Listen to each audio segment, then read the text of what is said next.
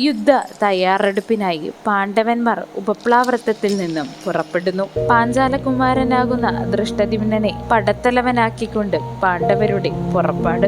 ഏവരും പടയൊരുക്കുന്നതിനായി ഉത്സാഹിച്ചു. സൈന്യങ്ങൾ വേഗത്തിൽ പായുവാൻ തുടങ്ങിയപ്പോൾ ശംഖുഭേരി എന്നിവയുടെ ശബ്ദവും മറ്റുമായി സർവ്വദിക്കിലും ഇരമ്പലുണ്ടായി.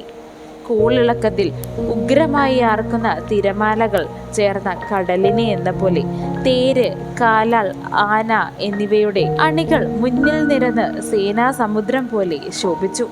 അങ്ങുമിങ്ങും പാഞ്ഞു തമ്മിൽ വിളിച്ചും ദേഹത്തിൽ ചട്ടയിട്ടും പാണ്ഡവന്മാർ പടകൂട്ടി ദുർദർശയായ ഗംഗയുടെ പ്രവാഹം പോലെ സൈന്യവാഹിനി നീങ്ങുന്നതായി കണ്ടു. പടത്തലയ്ക്കലായി ഭീമനും മാതൃപുത്രന്മാരും സൗഭദ്രനും, അതായത് അഭിമന്യുവും ദ്രൗപദേയന്മാരും ദൃഷ്ടദ്യുമ്നനും ഉണ്ടായി. പ്രഭദ്രകന്മാരും പാഞ്ചാലന്മാരും ഭീമനെ മുൻപിലാക്കി കുരുക്ഷേത്രത്തിലേക്ക് പുറപ്പെട്ടു. അപ്പോൾ അമാവാസിയിൽ കടലെന്ന പോലെ കോളിളക്കത്തിൽ ശബ്ദം മുഴങ്ങി. യാത്ര പുറപ്പെടുമ്പോൾ ഉണ്ടായ ഹർഷാരവം മൂലം ആകാശം മുഴങ്ങി. ചട്ടയിട്ട ആൾക്കാർ ശത്രുപ്പട പിളർക്കുവാൻ വെമ്പൽ കൊണ്ടു. അവരുടെ നടുവിലായി യുധിഷ്ഠിര രാജാവ് യാത്ര ചെയ്തു. വണ്ടികളും മാണിഫക്കാരും വേശ്യന്മാരും യാത്രാവണ്ടികളും കൂട്ടം കൂട്ടമായി അവരുടെ പിന്നാലെ സഞ്ചരിച്ചു. ഭണ്ഡാരം, യന്ത്രങ്ങൾ, ശസ്ത്രങ്ങൾ, വൈദ്യന്മാർ, കാഴ്ചയുള്ള വസ്തുക്കൾ, ചെറിയ ദുർബല സാധനങ്ങൾ, പരിചാരകന്മാർ ഒക്കെ കൂടി രാജാവ് യാത്ര ചെയ്തു.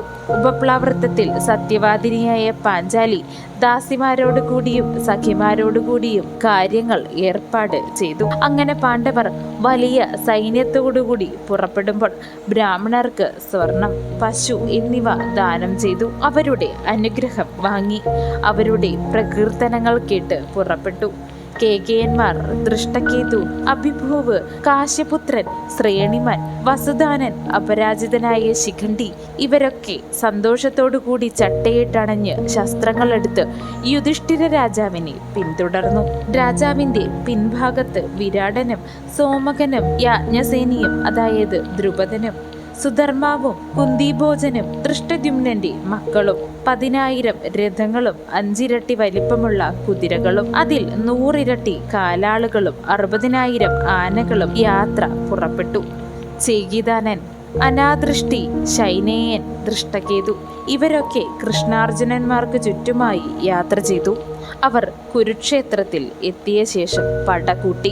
പാണ്ഡവന്മാർ ആർക്കുന്ന കാളകളെ പോലെ ചുണയോടെ കാണപ്പെട്ടു. ശത്രുകർഷകരായ അവർ കുരുക്ഷേത്രത്തിൽ എത്തി ശംഖനാദം മുഴക്കി. അപ്രകാരം തന്നെ കൃഷ്ണാർജുനന്മാരും ശംഖു വിളിച്ചു. ഇടിവെട്ടുന്നത് പോലെ പാഞ്ചജന്യത്തിൽ നിന്നും മഹാരവം കെട്ടു. സൈന്യങ്ങളൊക്കെ കോൾമയിൽ കൊണ്ടു.